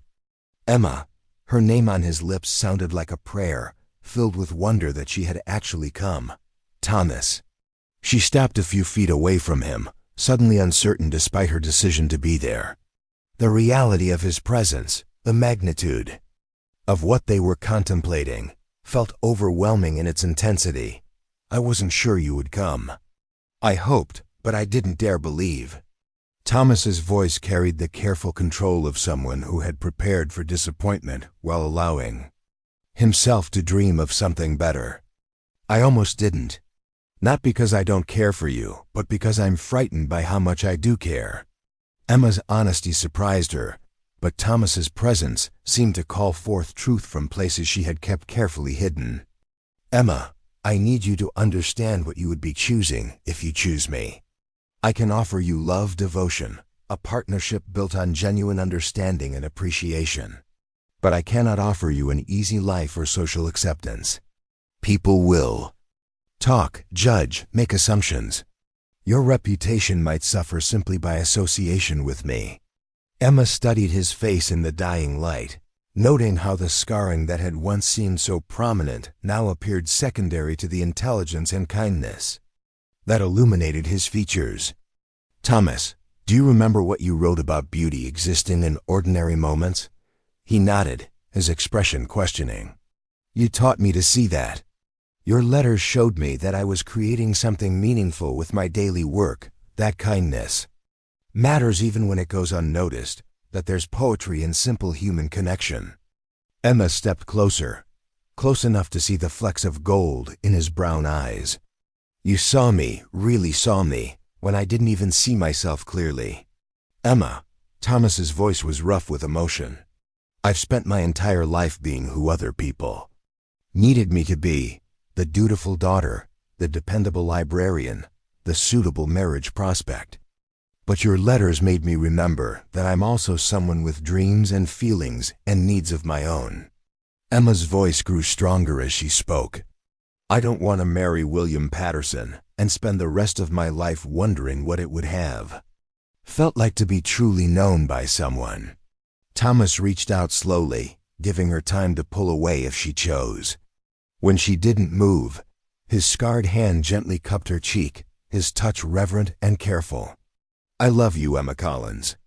I love your kindness to children, your patience with difficult patrons, your ability to find joy in quiet moments.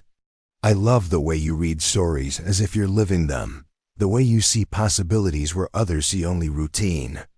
His thumb traced the line of her cheekbone with infinite gentleness. I love everything about who you are, and I promise to spend the rest of my life making sure you never doubt your worth.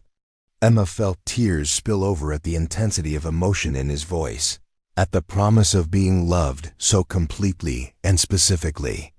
Thomas, I love you too. I love your sensitivity, your ability to see beauty where others see only ordinary life. I love the poetry in your soul, the gentleness in your hands, the courage it took for you to reveal yourself to me. When Thomas kissed her, it was with the careful reverence of someone who had never expected to hold something so precious. Emma felt herself melting into his embrace, her hands fisting in his shirt as she kissed him back with all the passion she had kept carefully controlled for so long. They broke apart breathlessly, foreheads touching as they shared the same air, the same space, the same overwhelming sense of rightness despite all the obstacles that lay ahead. "Emma, are you certain? Once we acknowledge this publicly, there will be no going back to the safe path everyone expected you to choose." Emma looked into his eyes, seeing not the scarred soldier that others feared, but the man who had written. Her letters filled with poetry and appreciation, who had noticed her kindnesses when no one else was paying attention, who loved her for reasons that had nothing to do with convenience or social suitability. "I'm certain, Thomas. I choose love over safety, understanding over approval, you over everyone else's expectations." 6 months later, Emma stood in the simple dress she had chosen for her wedding, arranging flowers in the small church where she and Thomas would exchange vows. The ceremony would be intimate.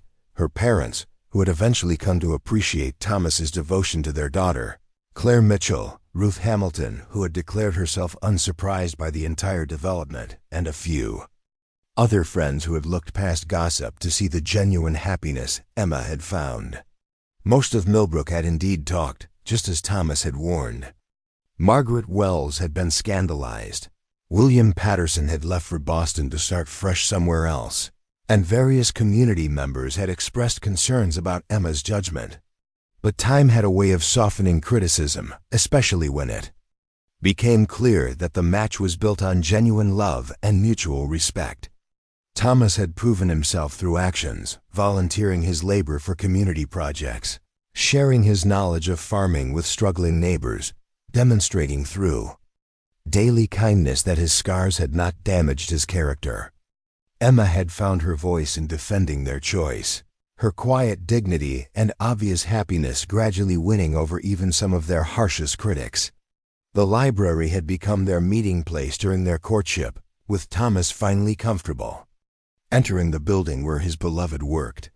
Children had quickly warmed to him once they overcame their initial fear, discovering that the scary-looking man had infinite patience for their questions and could tell wonderful stories about the animals on his farm.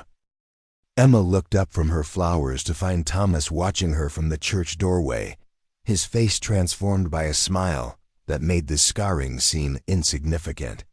He looked handsome in his wedding suit, but more than that, he looked happy in a way that suggested years of loneliness were finally ending. "Are you ready, Mrs. Mitchell?" he asked, though they wouldn't actually be married for another hour. "I've been ready since the first letter, Mr. Mitchell. I just didn't know it yet." Thomas crossed to her, taking her hands in his scarred ones and bringing them to his lips for a gentle kiss. "I love you, Emma Mitchell." "I love you too, Thomas. Mitchell, thank you for teaching me to see the poetry in ordinary moments." As they stood together in the quiet church, Emma reflected on the journey that had brought them to this point. She had chosen the scarred soldier who everyone said was heartless, only to discover that he possessed the most loving heart she had ever encountered. The handwritten letters that had surprised her every day during their courtship had evolved into handwritten love notes that still appeared in her books, on her pillow, tucked into her coat pockets. Thomas continued to see her clearly, to appreciate her kindness, to notice the small ways she made their world more beautiful. And Emma had learned to see herself through his eyes, not as a spinster librarian who had settled for whatever she could get, but as a woman worthy of deep love and poetic devotion. Their wedding was simple but perfect, filled with people who had learned to look past surfaces to see the genuine connection between two people who had found their home in each other. As they walked down the aisle as husband and wife, Emma caught sight of a young girl watching from the back pew with wide, wondering eyes. Later, Emma would learn that the little girl had whispered to her mother, "Mama, maybe love really can happen like it does in fairy tales." Emma smiled, remembering the scared woman who had once believed that fairy tales were only for other people. Thomas had taught her that love stories could happen to anyone brave enough to choose authenticity over safety, understanding over approval, heart over head. The scarred soldier who everyone said was heartless had not only possessed the most loving heart in Millbrook, he had awakened Emma's heart to possibilities she had never dared imagine. And every day for the rest of their lives, he would continue to surprise her with handwritten reminders of just how deeply and specifically she was loved. Parts 10 to 14, The Final Journey to Love. The 8th letter appeared on a morning when frost had painted delicate patterns across the library windows, and Emma's breath created small clouds in the crisp air. She found it tucked inside a collection of Elizabeth Barrett Browning's sonnets, the paper feeling heavier than usual, as if weighted with significance. My dearest Emma, I write to you now with hands that shake not from cold, but from the knowledge that my time in shadows grows short. The town speaks of your courtship with William Patterson, of engagement announcements and wedding preparations that feel like knives through my heart. Yet I cannot remain silent while you walk toward a future that may deny you the very thing you deserve most, to be cherished for the extraordinary woman you are. I know I have no right to interfere with your happiness, no claim upon your affections beyond these stolen moments of written connection. But Emma, I must tell you that love like what I feel for you comes perhaps once in a lifetime, if we are fortunate. I would rather face rejection honestly than live forever wondering if you might have chosen differently had you known the depth of my devotion. Tonight, after the town has settled into sleep, I will place one final letter where you will find it tomorrow. In it, I will reveal not just my identity, but my heart completely. I pray you will read it with the same open spirit that has made you such a beacon of hope in my darkened world. Forever yours, whether in shadows or light, your devoted admirer. Emma pressed the letter against her chest, feeling the weight of inevitability settling around her like winter fog. The anonymous correspondence that had been her secret joy for months was approaching its conclusion, and with it would come choices that would alter the trajectory of her entire life. The morning brought an unusual bustle to the library as members of the Ladies' Auxiliary arrived to finalize plans for the Harvest Festival. Margaret Wells swept in at the head of the group, her silver hair perfectly arranged, and her expression radiating the satisfaction of someone whose careful schemes were approaching fruition. Emma, dear, you look positively radiant this morning. The glow of an engaged woman, perhaps. Margaret's smile was knowing as she settled her considerable presence into the chair beside Emma's desk. I'm not engaged, Mrs. Wells. Emma's correction was gentle but firm, though she was aware that most of Millbrook already considered her engagement to William Patterson a foregone conclusion. Not officially, perhaps, but we all know that's merely a matter of timing. William spoke with your father just yesterday, and the dear man was practically glowing with pride. Margaret leaned closer conspiratorially. I do hope you've been giving serious consideration to his proposal. Such opportunities don't present themselves twice to women of our station. Emma felt the familiar weight of community expectation pressing down upon her shoulders. Margaret's words carried the accumulated voice of every matron in Millbrook, every family member who had opinions about her future, every person who believed they understood what was best for her life. Mrs. Wells, I appreciate everyone's concern for my welfare, but I hope you'll understand that such important decisions require careful thought and prayer. Of course, dear, of course. Though I must say, prolonged uncertainty can be trying for everyone involved. Margaret's tone carried a subtle warning about the social consequences of keeping William waiting too long. The Harvest Festival would be such a perfect opportunity for an announcement. The entire community gathered together, the romantic atmosphere of autumn decorations and candlelight. Before Emma could respond, the library door opened to admit Dr. Henry Foster, his medical bag in hand and his expression more serious than usual. The Ladies' Auxiliary members immediately quieted, sensing that the doctor's presence might herald important news. Ladies, good morning. Emma, I'm afraid I need to speak with you about a rather urgent matter. Dr. Foster's voice carried the weight of professional concern as he approached the group. "What is it, doctor? Is someone ill?" Emma rose from her chair, already reaching for her coat in case she was needed elsewhere. "It's Thomas Mitchell. There's been an accident at his farm. A piece of machinery malfunctioned, and he's been injured. Nothing life-threatening, but serious enough that he'll need considerable care during his recovery." Dr. Foster paused, studying Emma's face carefully. "His sister Claire is overwhelmed trying to manage both the farm work and his nursing. I was hoping you might know of someone who could assist with his care." Emma felt the blood drain from her face as images of Thomas lying injured and alone filled her mind. The thought of him suffering while she went about her normal routine felt unbearable, a physical ache that settled in her chest and refused to be ignored. "How serious are his injuries, doctor?" Emma's voice was steadier than she felt. "Broken ribs, a dislocated shoulder, and various cuts and bruises.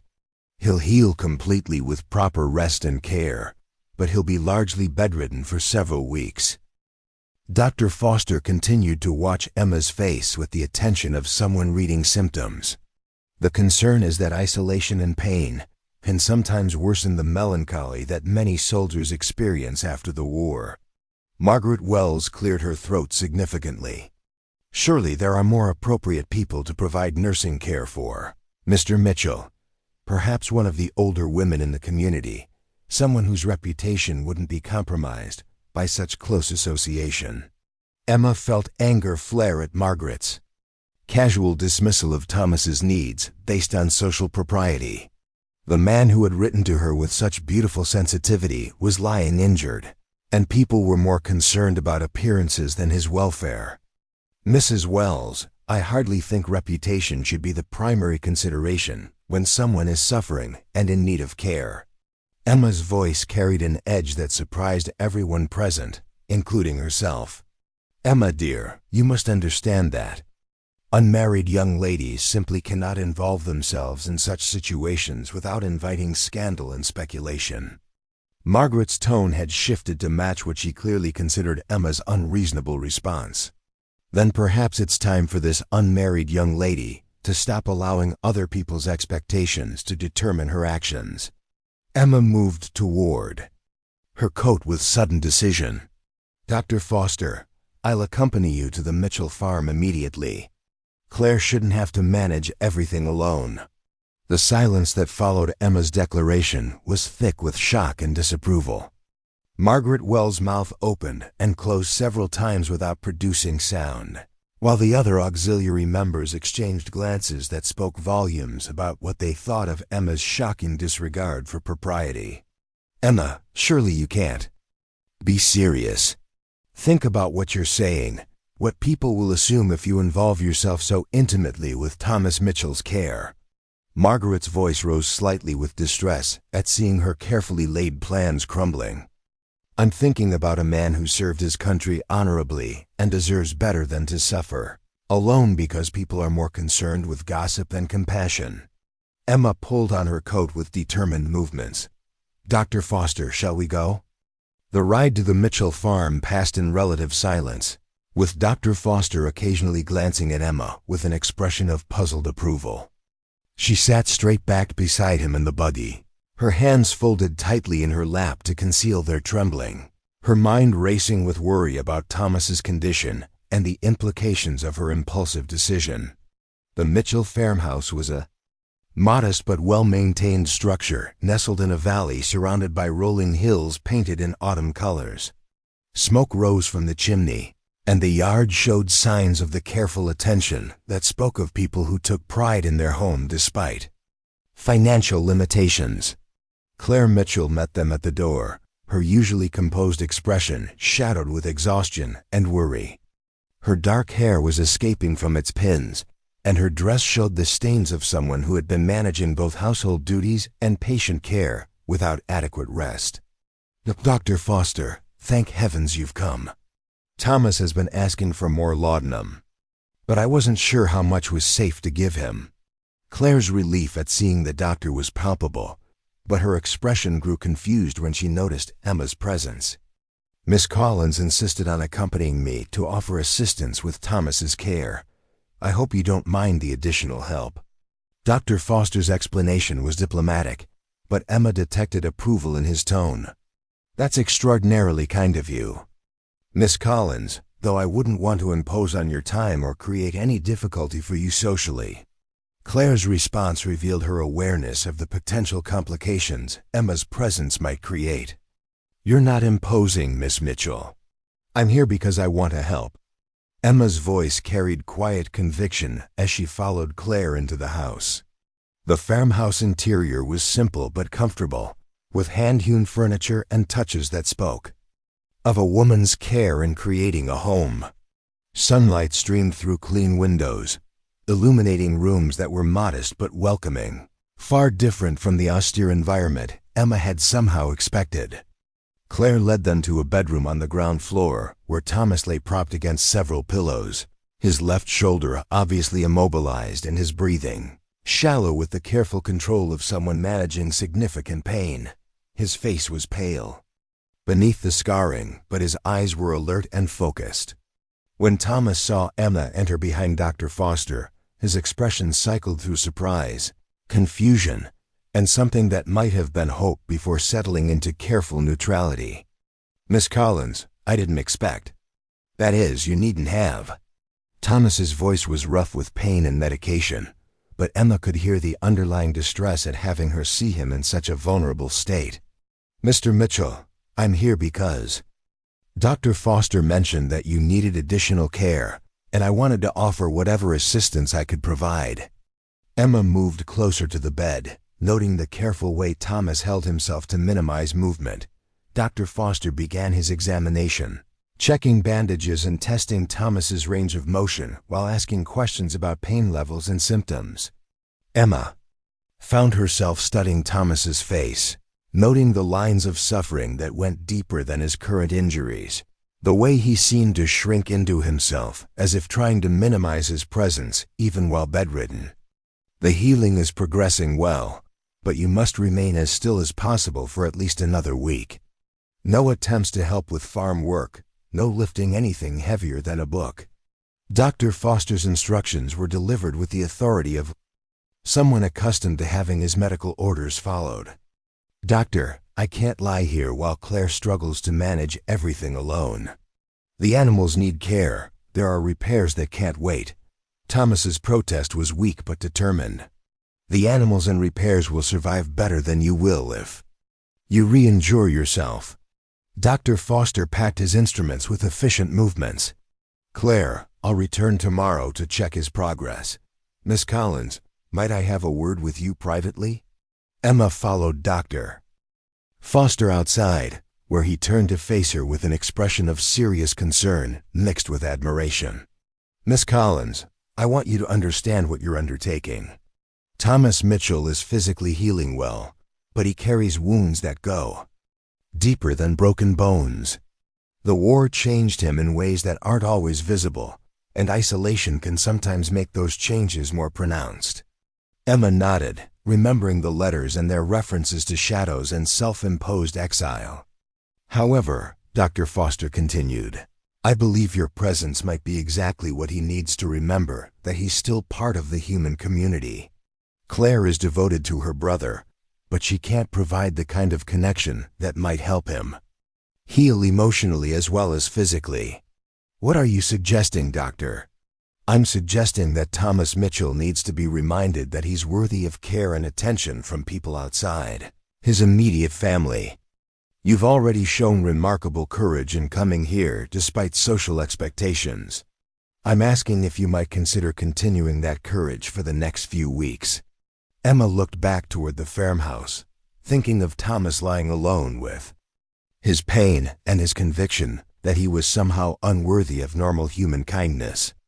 Dr. Foster, what if I told you that I have personal reasons for wanting to help Mr. Mitchell recover? Reasons that go beyond simple charity or community duty. The doctor's eyebrows rose with interest.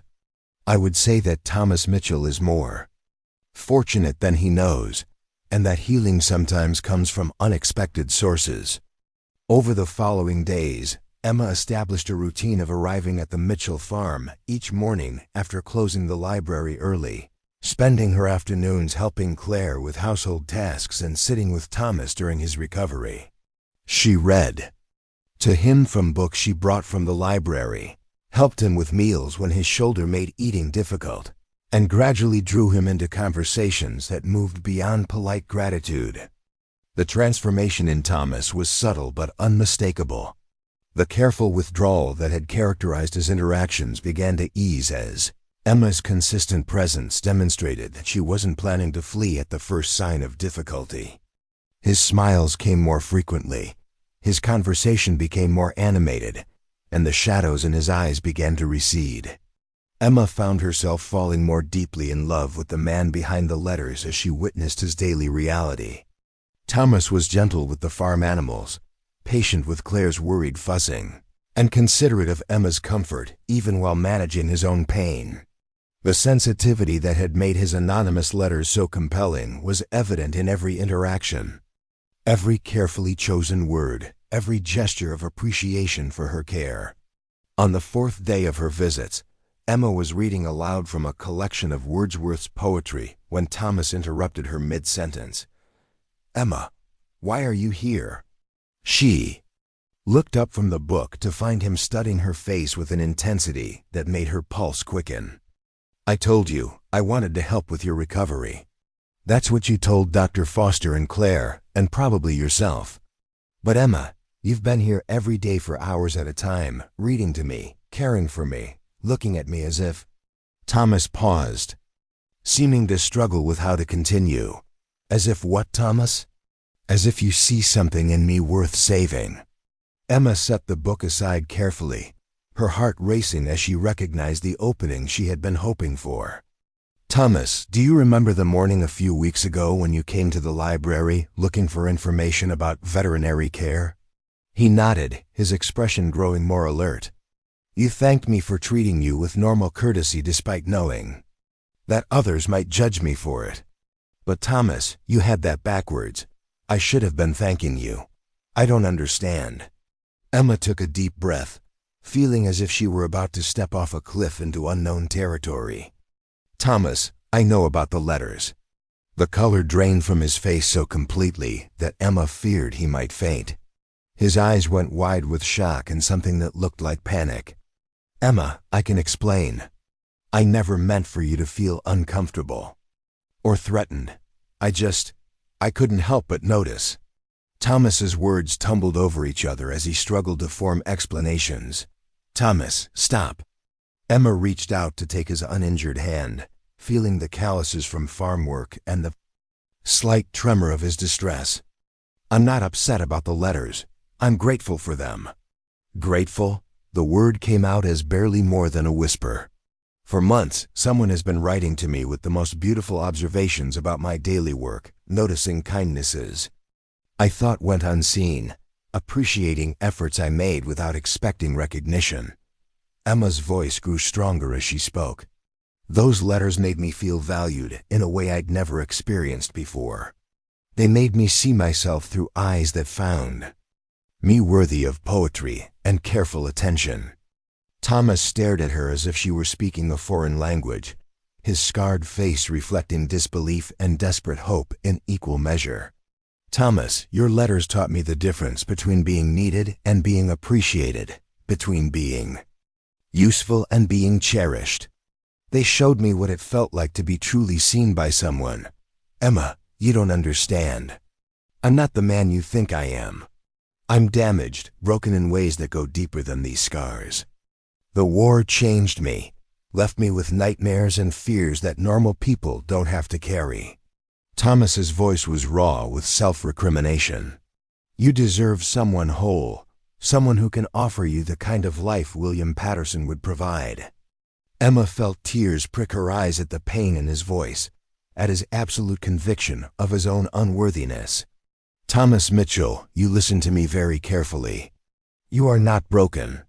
You are marked by experiences that would have destroyed weaker men, but you survived them and came home to build a life of meaning and purpose. Emma's voice carried fierce conviction.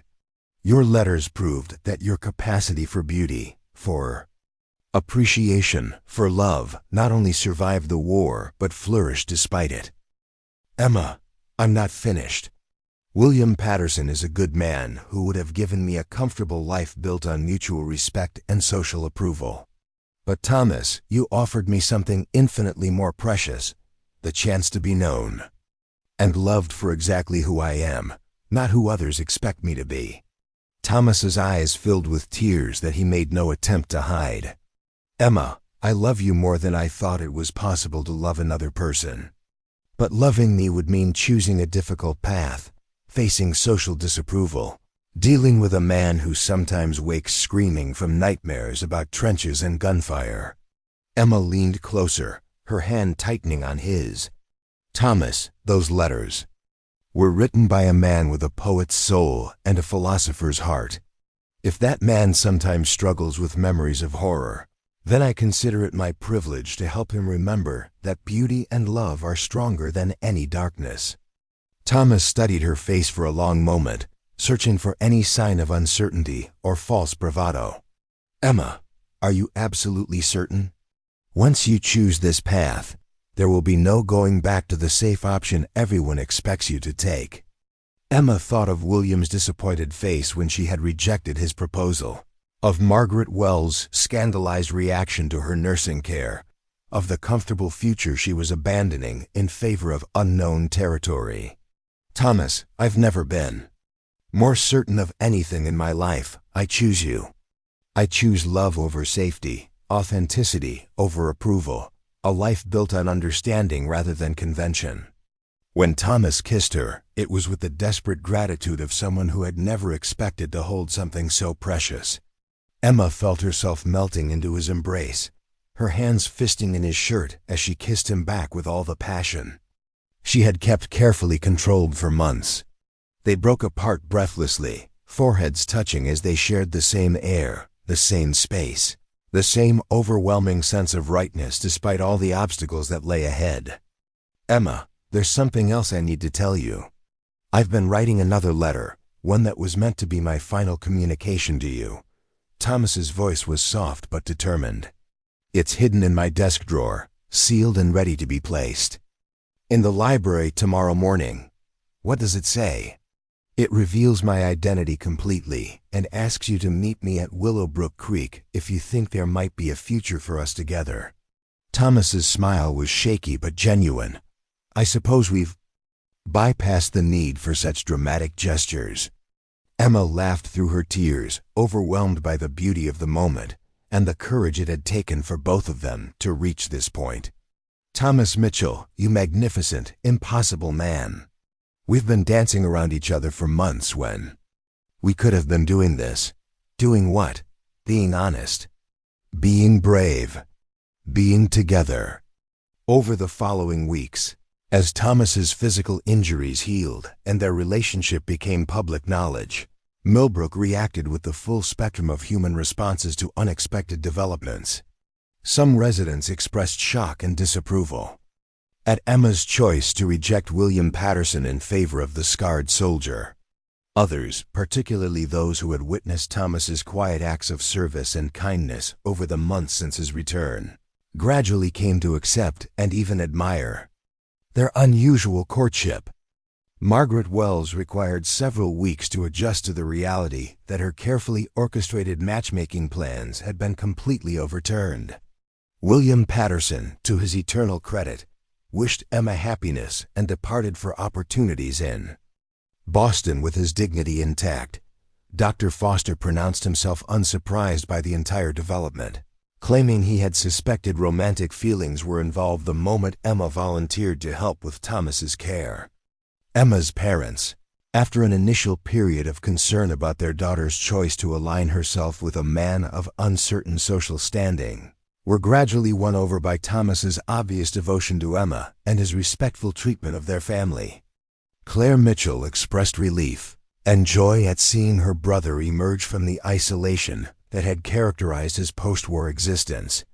Ruth Hamilton, when informed of the full story, declared that she had known something extraordinary was happening.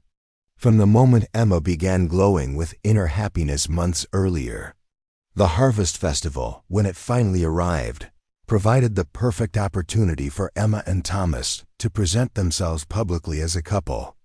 Emma wore a dress of deep blue wool that brought out the color of her eyes, while Thomas appeared in his best suit with his hair carefully combed, and his expression radiating quiet pride at having Emma on his arm.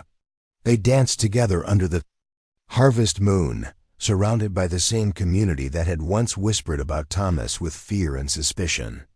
Some neighbors still maintained their distance, but many others had begun to see past the surface, scarring to recognize the gentle, thoughtful man who had won Emma's heart through patience, sensitivity, and genuine appreciation of her character. As they swayed together to the music, Emma reflected on the journey that had brought them to this moment. She had begun the year as a resigned spinster librarian, accepting that her life would be defined by other people's expectations and conventional choices. The anonymous letters had awakened something in her that she hadn't even realized was sleeping. The knowledge that she deserved to be loved for her true self, appreciated for her individual qualities, cherished for the unique person she was rather than the role she filled. "Emma," Thomas whispered against her ear as they moved together in perfect synchronization, "do you ever regret choosing the uncertain path?" Emma looked up into his beloved face, noting how the moonlight softened the scarring until it seemed almost like shadows cast by tree branches, temporary and insignificant compared to the love that illuminated his eyes. "Thomas Mitchell, you taught me that the most beautiful things in life often come disguised as uncertainties. You showed me that love worth having is love that sees past surfaces to recognize souls." Emma's voice was soft but clear. "I will never regret choosing authenticity over approval, understanding over security, you over everyone else's expectations." 6 months later, they were married in a simple ceremony that celebrated not just their union, but their courage in choosing love over convention. Emma wore her mother's wedding dress, altered to fit her smaller frame, and carried wildflowers that Thomas had picked from the meadow behind his farmhouse. Thomas wore a new suit that Claire had insisted on purchasing as her wedding gift. And his scarred face glowed with happiness that made him handsome in ways that had nothing to do with conventional attractiveness. The church was filled with people who had learned to look past their initial assumptions, to see the genuine love and respect that characterized Emma and Thomas's relationship. Dr. Foster served as Thomas's best man, while Ruth Hamilton stood beside Emma as her matron of honor, dabbing at tears throughout the ceremony. As they exchanged vows they had written themselves, promising to honor each other's authentic selves and support each other's growth, Emma remembered the first anonymous letter that had appeared in her library months earlier. The man everyone had said was heartless had possessed the most loving heart she had ever encountered, and he continued to surprise her daily with handwritten notes that appeared in her books, her coat pockets, and tucked under her pillow. Thomas had taught her that love stories could happen to anyone brave enough to choose authenticity over safety, understanding over approval, heart over head. The scarred soldier who had seemed so fearsome to others had been exactly the gentle, sensitive, deeply caring man she needed, someone who saw her clearly, appreciated her genuinely, and loved her completely. Their wedding night was spent in the farmhouse that would now be their shared home, reading poetry together by lamplight and marveling at the fact that they no longer had to hide their feelings or express their love through carefully crafted, anonymous letters. Thomas continued to write to her, but now the letters were signed with his name and sealed with kisses, promises of a lifetime of being seen, appreciated, and cherished by someone who had learned to recognize beauty in ordinary moments. As Emma fell asleep in her husband's arms, she whispered a prayer of gratitude for the courage that had led her to choose love over convention, for the anonymous letters that had taught her to value herself, and for the scarred soldier who had surprised her with the depth of his capacity for tenderness, understanding, and devotion. The man everyone said was heartless had not only possessed the most loving heart in Millbrook, He had awakened Emma's heart to possibilities she had never dared imagine. And every day for the rest of their lives together, he would continue to see her clearly, appreciate her genuinely, and love her completely, proving that the most beautiful love stories often begin with the courage to look past surfaces to recognize the extraordinary in what others dismiss as ordinary. Their love became a quiet testament to the power of authentic connection, patient understanding, and the willingness to choose each other despite social expectations and conventional wisdom. In a world that often valued appearance over substance, their marriage stood as proof that true love recognizes souls rather than surfaces, and that the most precious gifts often come disguised as uncertainties requiring faith to unwrap. Up next, you've got 2 more standout stories right on your screen. If this one hit the mark, you won't want to pass these up. Just click and check them out.